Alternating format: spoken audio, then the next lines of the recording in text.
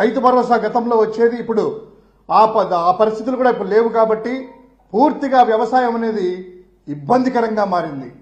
కనీసం ఇంత జరుగుతున్నా కూడా ఏ మంత్రి కూడా,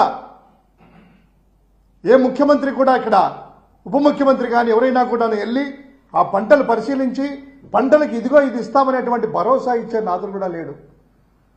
విద్యార్థుల పరిస్థితి అలానే ఉంది. చివరికి ఆరోగ్యం బాగలేక ఆసుపత్రులకు వెళ్తే ఆరోగ్యశ్రీ కూడా పనిచేయక ఆసుపత్రుల బయటనే అక్కడే ప్రాణాలు వదిలేటువంటి పరిస్థితులు మనం చూస్తూ ఉన్నాం.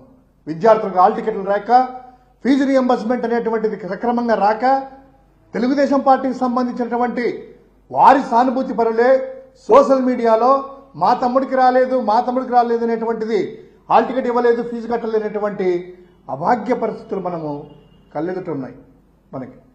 సో ఇంత జరుగుతుంటే ఎమ్మెల్యేలేమో, బీజేపీ ఎమ్మెల్యేలు, అదేవిధంగా టీడీపీ ఎమ్మెల్యేలు ఈరోజు ఈనాడు వాళ్ళ యొక్క పచ్చపత్రికలను చూశాను, పతాక శీర్షికల్లో చూశాము. ఆదినారాయణ రెడ్డి అంట ఏ విధంగా చేస్తా ఉన్నాడు.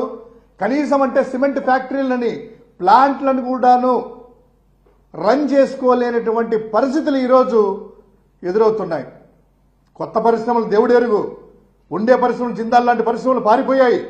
కానీ ఇప్పుడు రన్నింగ్లో ఉన్నటువంటి పరిశ్రమలు కూడా వారి యొక్క కమిషన్ కోసము, వాళ్ళ ట్రాన్స్పోర్టేషన్ కోసము 2 జిల్లాల మధ్య యుద్ధమే జరిగింది. మనం చూసాము 2 నెలల కిందట. తాడిపత్రి ఎమ్మెల్యే, వారి కుటుంబ సభ్యులు, దివాకర్ రెడ్డి వాళ్ళకి, అదేవిధంగా ఆదినారాయణ రెడ్డి వాళ్ళకి. సో ఈ విధంగా ఇంత ఉంటే నిమ్మకు నీరెత్తినట్టు కూడా ఈ ప్రభుత్వ పెద్దలకు కానీ వారి పార్టీ నాయకులకు కానీ లేదు. ఈరోజు చూసుకున్నట్లయితే వాళ్ళ యొక్క పరిస్థితులేమో చాలా బాగున్నాయి. వాళ్ళ యొక్క విలాసాలు, సరదాలు, సంతోషాలు వాళ్ళకు ఉన్నాయి. కానీ రాష్ట్ర ప్రజలందరూ కూడా చాలా ఇబ్బంది పడతా ఉన్నారు. ఆయనేమో చంద్రబాబు నాయుడు గారు ఏమో ఇవన్నీ ఏమి పట్టించుకోకుండా ఈరోజు తను 25,000 గజాలలో, అంటే 5 ఎకరాల 25 సెంట్లలో పెద్ద పెద్ద భవనాలు, ప్యాలెస్లు, భవంతులు కట్టుకుంటూ ఒక పక్క, తర్వాత తన పుట్టినరోజు కోసము విదేశాలకే కుటుంబాలంతా కూడా వెళ్ళాయంట. ఉప ముఖ్యమంత్రి గారేమో ఆయన ఏం చేస్తున్నారో ఎవరికి తెలియదు. ఈ విధంగా పరిస్థితులు ఒక సైడ్ ఉంటే వారి యొక్క విలాసం ఎలా ఉందంటే, విలాసవంతమైనటువంటి పరిస్థితులు ఎవ్రీ వీకెండ్ వచ్చే లోపల ఏదో సాఫ్ట్వేర్ యజమానులో లేకపోతే సాఫ్ట్వేర్ కంపెనీ వల్ల నెలకు ఒకసారి వీకెండ్ వచ్చే లోపల సొంత ఊర్లకు వచ్చి వెళ్తూ ఉంటారు కదా, వాళ్ళని నెలకన్నా ఒకసారి వస్తారు.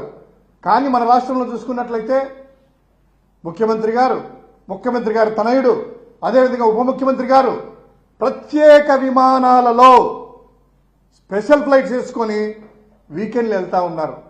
ప్రతి శుక్రవారం వచ్చే లోపల, శనివారం వచ్చే లోపల హైదరాబాద్కి ఒక ఫ్లైట్ వెళ్తుంది, మళ్ళా సోమవారం ఫ్లైట్ ఇక్కడికి వచ్చేస్తుంది.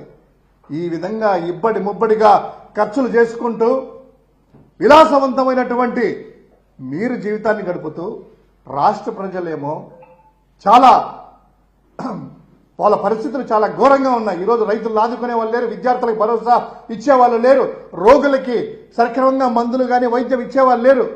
ఇటువంటి పరిస్థితుల్లో రాష్ట్రం ఉంది. కనీసము మీ ఎమ్మెల్యేలు అదుపు చేయలేని పరిస్థితుల్లో మీరున్నారు. విచ్చలవిడిగా మీరు చేసుకోండి, మేము సంపాదించుకుంటాము, మీ కాంట్రాక్టులు మీరు చేసుకోండి, మీ యొక్క దోపిడీలు మీరు చేసుకోండి, గనులు ఖనిజాలు ఏది కూడాను ఉండనీయకుండా మొత్తం దోచుకోండి, విలాసవంతమైనటువంటి జీవితం గడుపుదాం నాయకులము. ప్రజలు ఓట్లేశారు, గాలికి వదిలేద్దాం అనేటువంటి పరిస్థితి ఈరోజు ఎదురైంది. సో వైఎస్ఆర్ కాంగ్రెస్ పార్టీ, మా పార్టీ తరఫున అందరినీ కూడాను డిమాండ్ చేస్తూ ఉన్నాము. ఈ యొక్క రైతులని, హార్టికల్చర్ సంబంధించినటువంటి దెబ్బతిన్న రైతులను ఇమ్మీడియట్ గా ఆదుకోవాలని, అదేవిధంగా ఆక్వాకు సంబంధించినటువంటి ధరలు కూడా పడిపోయి చాలా యొక్క పరిస్థితి ఘోరంగా ఉంది. కాబట్టి అక్కడ కూడా ఆక్వా పరిస్థితులు, విద్యార్థుల ఫీజు రియంబర్స్మెంట్లు, అదేవిధంగా రోగులకు సంబంధించినటువంటి ఆరోగ్యశ్రీ నిధులు ఇమ్మీడియట్ గా రిలీజ్ చేసేసి ఈ రాష్ట్రంలో కనీసం ప్రజలకు కనీస అవసరాలు తీర్చడానికి ప్రయత్నం చేయమని వైఎస్ఆర్ కాంగ్రెస్ పార్టీ డిమాండ్ చేస్తా ఉంది.